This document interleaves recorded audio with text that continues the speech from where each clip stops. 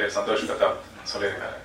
இதுக்கு முன்னாடி கதை திரைக்கதை வசனம் இயக்கம் படத்தில் பார்த்துருப்பீங்க. ஸோ அந்த படம் வந்து எனக்கும் சரி பார்த்திபன் சாருக்கும் சரி ரொம்ப பெரிய பிரேக்காக வந்தது.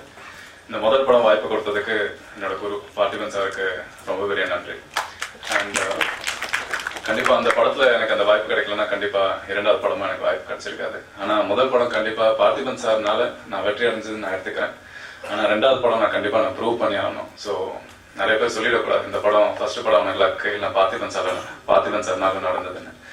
ஸோ இந்த படத்தில் அதுக்கு உண்டான எவ்வளோ ஸ்பேஸ் இருக்கோ அவ்வளோ எனக்கு கண்ணன் கொடுத்துருக்காரு. So thank you so much Kannan.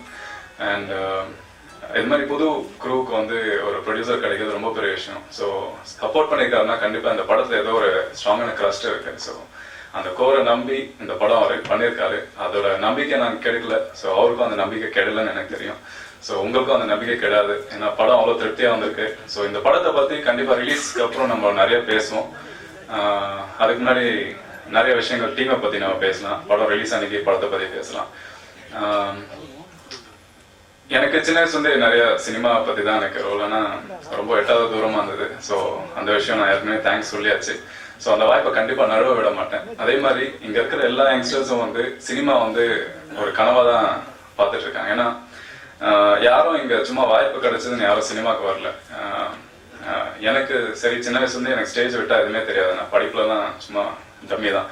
அதே மாதிரி இங்கே மியூசிக் டைரக்டர்னா மியூசிக் மட்டும்தான் தெரியும், டைரக்டர்னா டைரக்ஷன் மட்டும்தான் தெரியும். இதுதான் அவங்க லைஃபே. ஸோ இதை விட்டால் எதுவும் தெரியாது. ஸோ அதுக்கு உண்டான எவ்வளோ ஹார்ட் ஒர்க் இருக்கோ அதோட ஃபர்ஸ்ட் படத்தில் நான் கொடுத்துருக்கோம். என்னோட செகண்ட் படமாக இருந்தாலுமே ஒரு படமும் எனக்கு புது படம் மாதிரி தான். ஸோ எல்லா கேரக்டரிஸ்டும் புதுசு தான். ஸோ எல்லா படமே புதுசு தான். எனக்கு அதுக்கு உண்டான எவ்வளோ இன்புட் கொடுக்க முடியுமோ அந்த படத்தில் நான் கொடுத்துருக்கோம். ஸோ கண்டிப்பாக அந்த ஹார்ட் ஒர்க் எல்லாமே இந்த படத்தில் பிரதிபலிச்சிருக்கு. உங்களுக்கு கண்டிப்பாக இந்த படம் பிடிச்சிருக்கும். ஏதாவது தெரியாமல் தப்பு பண்ணியிருந்தா எங்களை மன்னிச்சுக்கங்க, படத்தை ஏற்றுக்குங்க. Thank you so much.